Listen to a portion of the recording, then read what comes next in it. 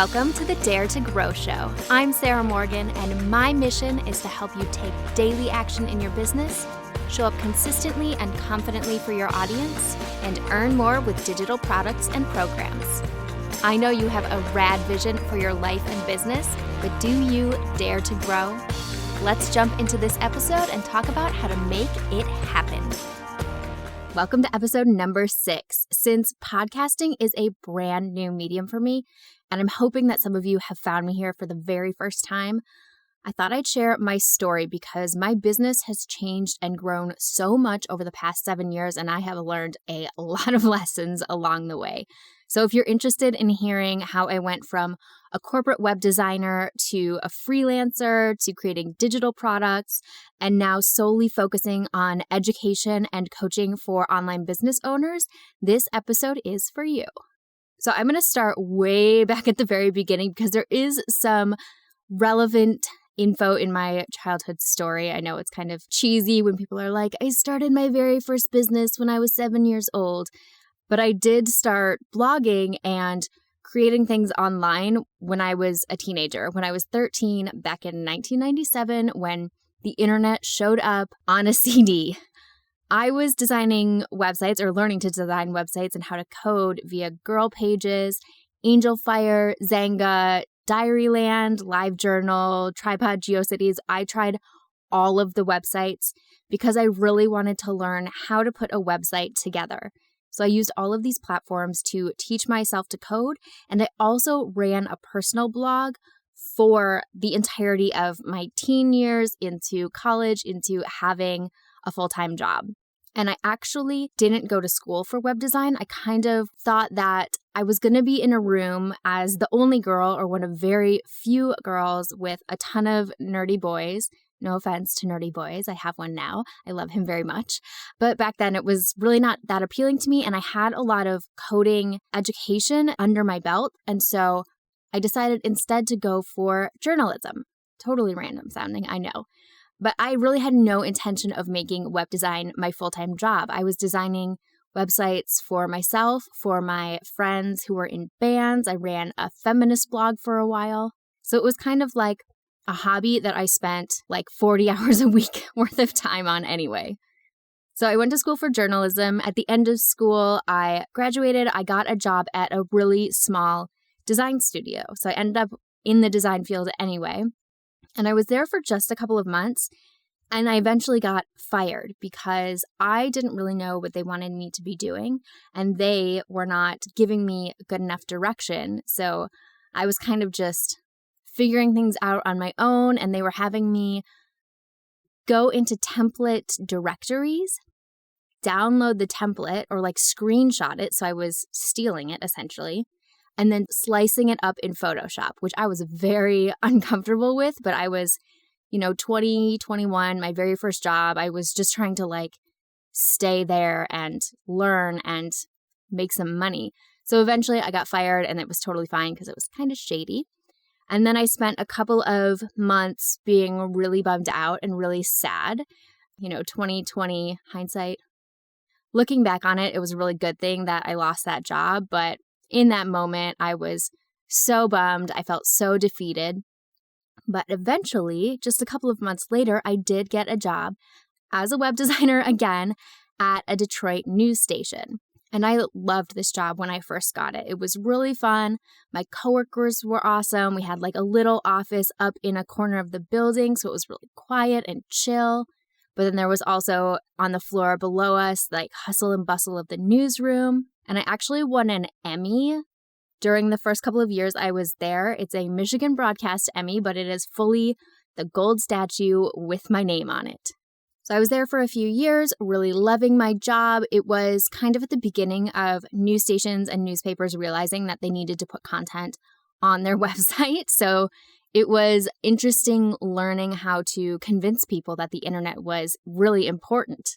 And during this time, I was working on a website that was gold and blue and very restrictive in terms of what I could do and what I could put on there. So I was not being creative at all, which led me to believe that I didn't really like designing websites anymore, which, now I'm like 10 years in to being obsessed with web design. And suddenly I'm wondering if this is the thing I'm supposed to be doing at all.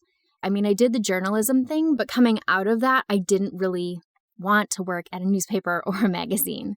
I wanted to do web design. Took 4 years of college to figure that out. And so I started to panic. I had like a mid-20s crisis. I didn't love my job as much as I had. I didn't like the projects I was working on. I was getting kind of bored.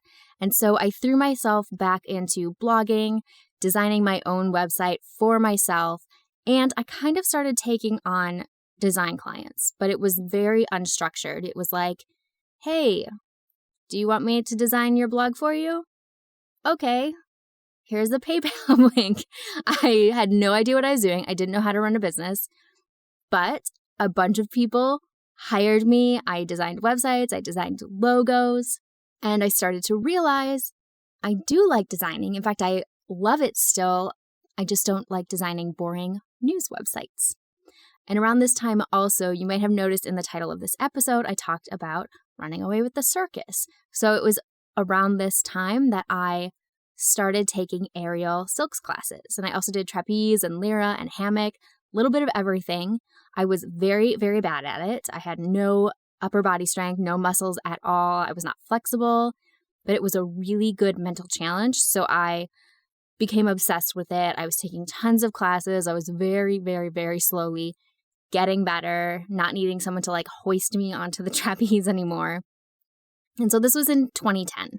I had been at my job for about 5 years now. I was not loving it, but it was fine. It was a good paycheck. The people I worked with were awesome to hang out with all day.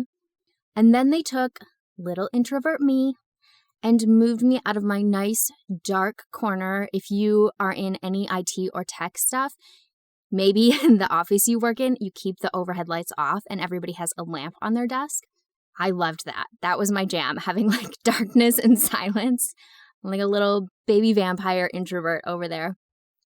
So they moved us into the very middle of the newsroom. They realized that the internet is important, that people do get their news online. And so now I'm in the middle, like dead center of a chaotic, loud, bright newsroom. And I'm stuck there for 8 hours a day. And if you've never been in a newsroom, there are people running around, literally running, swearing, which I'm fine with swearing, but I don't need to be having people yell F-bombs over my head all day. It's nonstop interruptions. There's people like filming the intros to their segments over my head. I'm in the background of things. It was like introvert nightmare. I know my introverts are feeling me on this. And so I used to go out to my car for lunch. I would like bring my lunch, or I would go down the street and grab something, and I would sit in my car for like 20 or 30 minutes and eat my lunch and just visualize driving out of the gates of the news station and never coming back. And I did that for a very long time. Now, because I was taking on quite a few design clients and I had also started teaching and performing aerial, yes, somehow I got good enough to start performing, I decided that within a year, I was going to leave my job. Again, not really knowing how to do that. I made all of this up as I was going along. Let's be very clear on that. So if you are stuck at your job and you're like, oh, she must have known like the steps to take, I had no idea. I was like, I'm going to make as much money as possible, book as many clients, book as many shows, get as many aerial students as I can, and I'm just going to go for it. And I was single. I owned my house. And I was having to figure it out all on my own. There were not a lot of, like now there's tons of blogs and resources and lots of people talking about how to leave the 9 to 5. That was not happening back then. So I was really figuring it out as I went and scrambling and really overwhelmed and stressed, but I was determined to leave. So there were absolutely lots of meltdowns. I remember kind of holding all of my stress in, working nonstop, and then every other week just like hit a wall, cry my eyes out for a night, and the next morning get up and go back at it again. Sometimes you kind of just have to like lose your shit, let all of that stress go, and then get yourself going again. So that's what I did over and over and over again. And I like to say that I wasn't working 24/7. I was working 25/8. So I would blog or work on freelance clients in the morning before work. Then I would go to my job. Anytime I had downtime or during my lunch break, I would work on freelance stuff, or maybe I was booking shows or planning lessons for my aerial students. After work, I would drive downtown to take classes, to train, to go perform, or I would go back home and work on more client work. I was not going out a ton. I was not spending a lot of money. I was saving every cent I made and hustling really hard to make sure that when I did leave my job, I was going to have enough clients and enough things going on to be able to support myself. And one thing people always ask is if I was afraid, but I wasn't afraid. I was really determined, and there was no other choice for me. Either I was going to stay stuck in this job that I really wasn't loving, or I was going to leave and see what happened on my own. So after 9 months of this, I had my review with my boss. Yearly review, totally normal. I went in there. It was pretty okay, but he did say he could tell that I lacked passion for my job and that they wanted me to switch from designing on the website, which there was not much designing or coding actually happening anymore because it was a corporate-owned website. But they wanted me to write for the website, and they wanted me to work on weekends. I was not giving up my weekends, and I think that my boss sensed that or knew that that would be something that I wasn't going to be into. I think that they were maybe trying to nudge me out without having to fire me, which I do really appreciate. I'm like, okay, yep, that, sure. Go back to my desk. Total panic for about 5-10 minutes. I'm like, my heart's pounding. I'm like, oh my God, it's going to happen. Shit. I write down a list of all the things that I need to do. I needed to get a laptop because I had been using a work laptop. I needed to use my health insurance and go to the dentist. I needed to book more clients so that I was filling up those 8 hours that I was about to lose and get all of my financials in order. So luckily, in that 9 months, I was able to save $10,000. Perks of having a day job. Saving money happens really quickly. My biggest fear was losing my house. So having that cushion made it a lot easier to feel confident leaving my job. So I spent the next few weeks getting things together, getting ready, and then my boss called me into his office again. He's like, we're going to figure out your hours. We're going to figure out what you're doing and what your new schedule is going to be. And I stopped him and I said, I have to tell you, I'm going to quit. I said, I'm going to quit, and my last day is going to be tomorrow because I have too many aerial shows booked to keep coming to work. And so the next day I went in, did a little bit of work, kind of made some documents for the people that were going to be taking over my job, which was honestly filling in forms and then clicking a button and it makes a web page. Anybody could do that. And then I packed up my desk and drove through the gates for the very last time, and it was amazing. It felt as good as I hoped it would. I was spazzing out in my car. I drove around the block or around the corner to the cupcake shop and got myself 6 giant cupcakes to celebrate my escape. So that was in 2012. And 2012 to now, 2020, my original business is not the same at all. So I'll walk you through kind of the evolution of my business and the decisions that I made that helped me grow to where I am today. So for the first 2 years, I was working solely with design clients. So I was using my blog, still not really a business blog. It was kind of half business, half personal stuff. But I had grown a following large enough that I was able to use that to book all of my design clients. And this was still early Instagram days, maybe pre-Instagram, early Pinterest, early Facebook. So it was really the blog content that I was able to use to draw in new clients. Eventually, I opened an Etsy shop where I was selling blog templates because I was taking in enough clients where I had some people that I couldn't work with or that couldn't afford me. And so I created the Etsy shop in order to give those people a way to kind of work with me and to pay me. Also around this time, I wrote my first ebook. It was an ebook on coding because I was putting a lot of coding tutorials on my blog.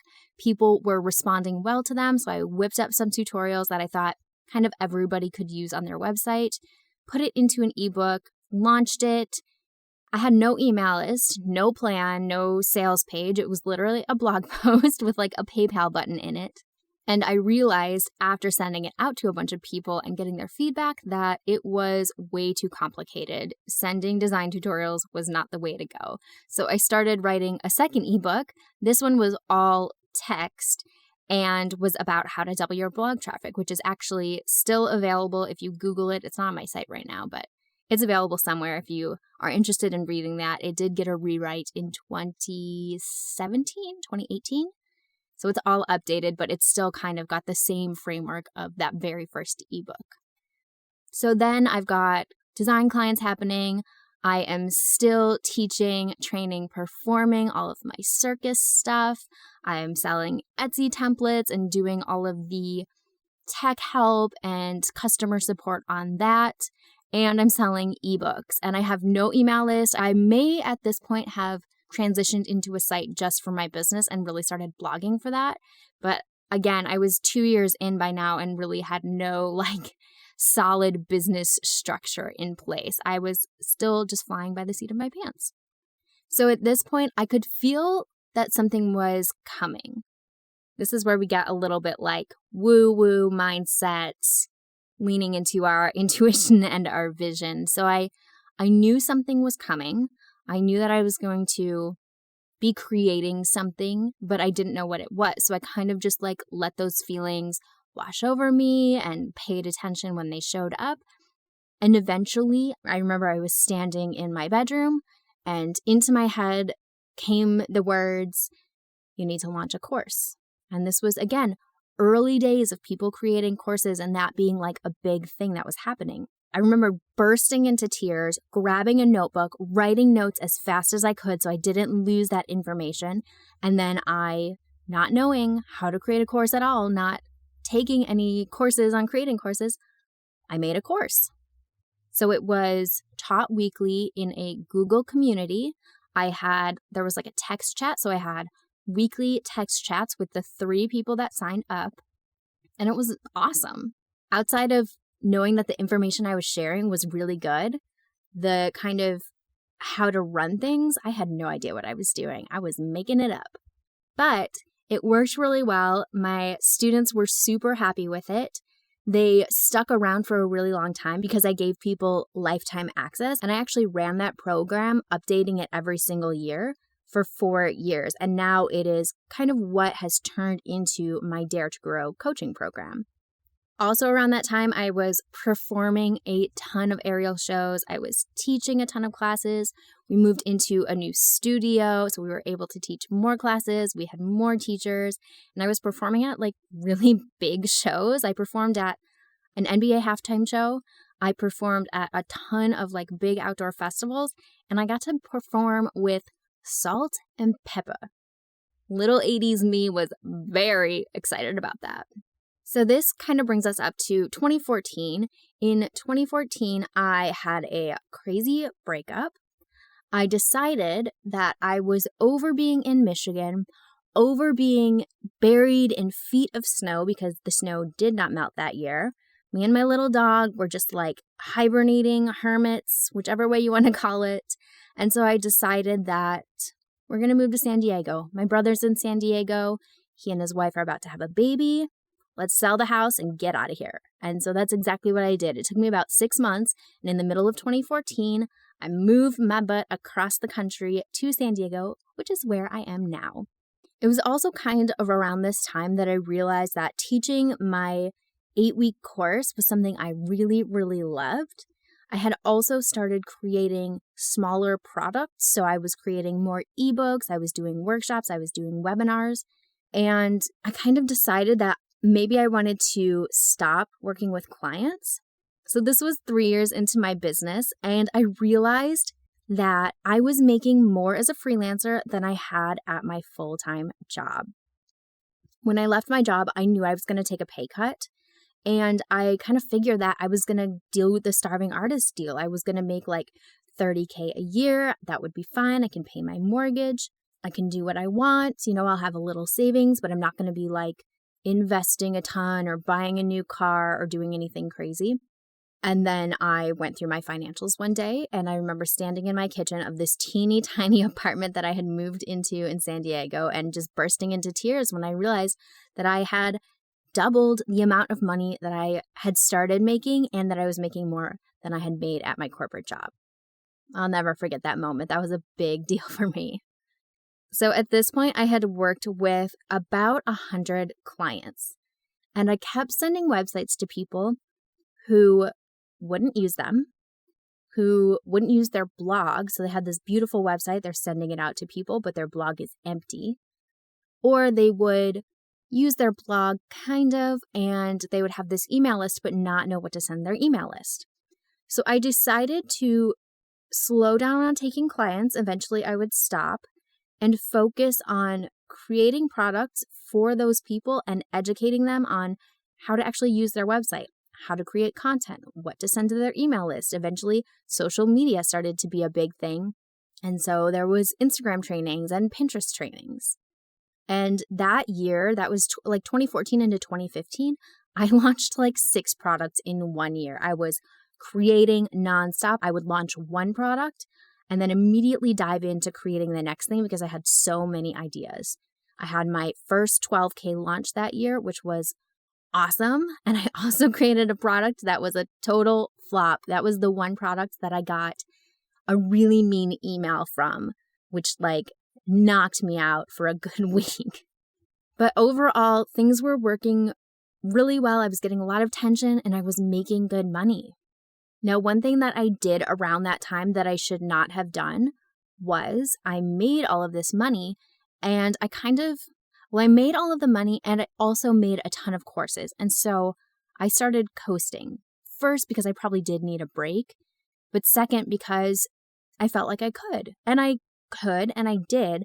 However, what I should have done is taken a chunk of that money and invested that in courses or coaching or some sort of education in order to take that momentum and use it to ramp up my business even further. So for a couple of years, I was in San Diego. I was running courses. I was doing a lot of webinars and trainings for my students, and it was awesome. And then I found myself not only feeling very stagnant, but I actually hired a life coach. And she told me, it was someone that I knew, so she could absolutely tell me this and not have to like sugarcoat it. She told me that I sounded like I was over my business. And she was kind of right. I knew inside that something was off. And often when that happens, it's very difficult to pretend on the outside like everything is fine. So I started to focus less on writing out tutorials or writing out trainings and more about sharing experiences and my opinions and positioning myself more as an authority or a thought leader. And back then she said, you need to position yourself as a thought leader. And I was like, what? That sounds so egotistical and like not something I would call myself. But she was right. I had 20 years of blogging experience creating products, experience designing, experience working with clients. And she was totally right. That is the direction that I should have been going. So along with that, that was kind of at the end of, 2017, I want to say. Into 2018, I ended up having a really personally challenging year. My dog, who I had had for 9 years, got really sick. He was already kind of sick and going blind and deaf, and he had arthritis, and he started with kidney disease. So the beginning of that year was me not working very much, taking care of him because I couldn't really leave him alone for very long. He got very sick. He ended up passing away. And along with that, I did not realize that my dog had kind of been helping to filter through my anxiety. He was kind of like a service animal without me realizing that. And so my anxiety over the summer came back full force to the point where I would be in the middle of working, realizing that I was having very bad anxiety, and having to like shut things down and get in bed and sleep for the rest of the day. And it was happening over and over again and really fucking with my business. Luckily, I had my courses to bring in income, so I wasn't screwed. But I know a lot of you listening are very ambitious and you like working and you're a terrible vacationer. You don't want to stay in bed or have to like watch Netflix all day because your body is malfunctioning. And so I knew that I had to get a handle on my anxiety. It was stressing me out. It was making me feel just bad because I couldn't work. So I ended up going and getting back on antidepressants, and that helped immensely. I also got another dog. If you've been on my Instagram, you've seen him. So that combination worked like a charm, and I was back at it by the end of the year. But that was 2018, and it really knocked me out. Into 2019, I've got my shit back together. I'm back to work. I'm feeling like an authority. And I decide that I need to be more hands-on with my students. I want to be speaking to them face-to-face, not just answering questions in a Facebook group or doing it like webinar style where I'm talking and they're typing back to me. I wanted that one-on-one coaching without having to just take on one-on-one clients. So I closed down a bunch of my courses. And again, I got that intuitive hit where I knew that something needed to change, but I didn't know what I was about to do. And so I'm waiting. I know something is going to come. I'm waiting for it to come. And finally it shows up in, I think I need to do a group coaching program. I kind of took my 8-week membership program that I had been running. That was my original program that had evolved over the past like 5-6 years, and turned it into a 12-week membership coaching program. And that's at exosarah.com/coaching if you are interested in learning about that. It's 12 weeks. We work together to amplify your branding, to grow your audience, boost your email list, and then we work through creating and launching a digital product. So I launched that in 2019. It has been amazing. Even as an introvert, I really love that one-on-one connection that I'm getting with my students when I'm doing my coaching calls.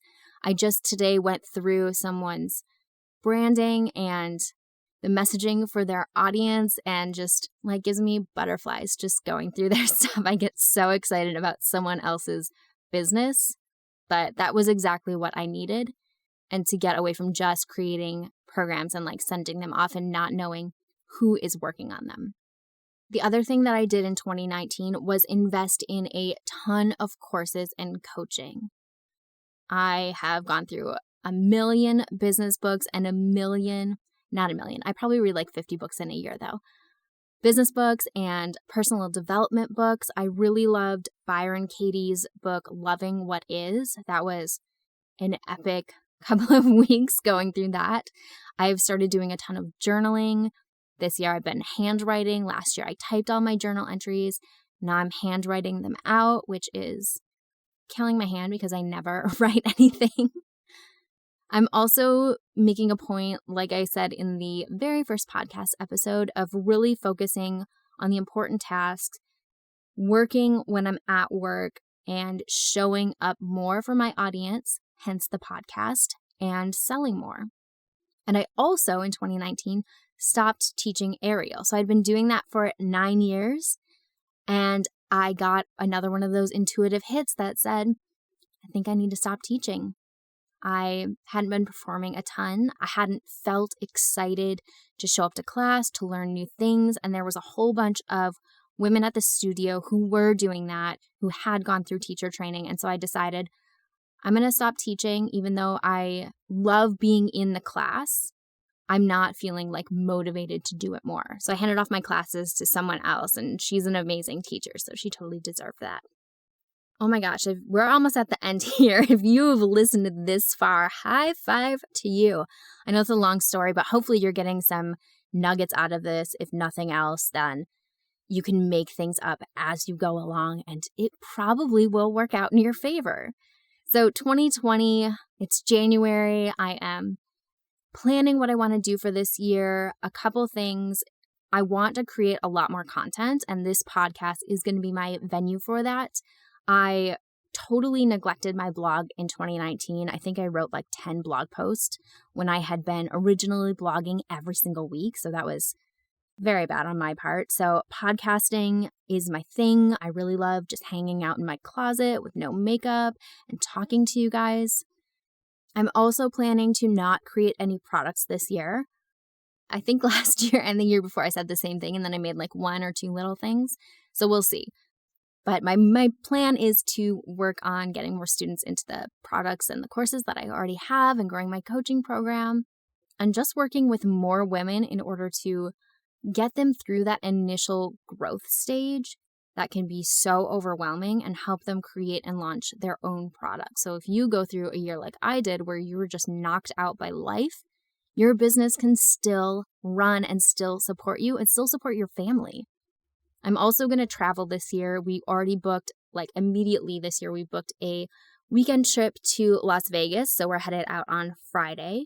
I'm a really bad vacation taker, especially after moving to San Diego. I love my job. I love working. And I also live like 15, 20 minutes from the beach, from the mountains, from the desert, from a million good restaurants. So I'm a very bad vacation taker. We're going to try and remedy that this year. And then I'm also planning to throw down some cash and hire a one-on-one coach again because I need someone to kick my butt as well. I need some no bullshit advice for my business. That's it. That's the whole spiel. If there's anything that I talked about that you want more clarification, more info on, or if you have other questions, I am always around. DM me on Instagram at xosarahmorgan. If you go to the podcast page, xosarah.com/podcast, scroll to the bottom and there is a form. You could submit questions there as well. But I hope you found this episode interesting, encouraging, motivating. I know I like hearing people's kind of like messy, winding stories, so I hope that you enjoyed this as well. And of course, if you want to leave me a review, subscribe, follow, send me a screenshot, tag me on Instagram. I always love to hear from you. And thank you so much for listening. I know this was a long one, so I appreciate you making it all the way through. And I will be back to regular episodes next week. Talk to you again soon.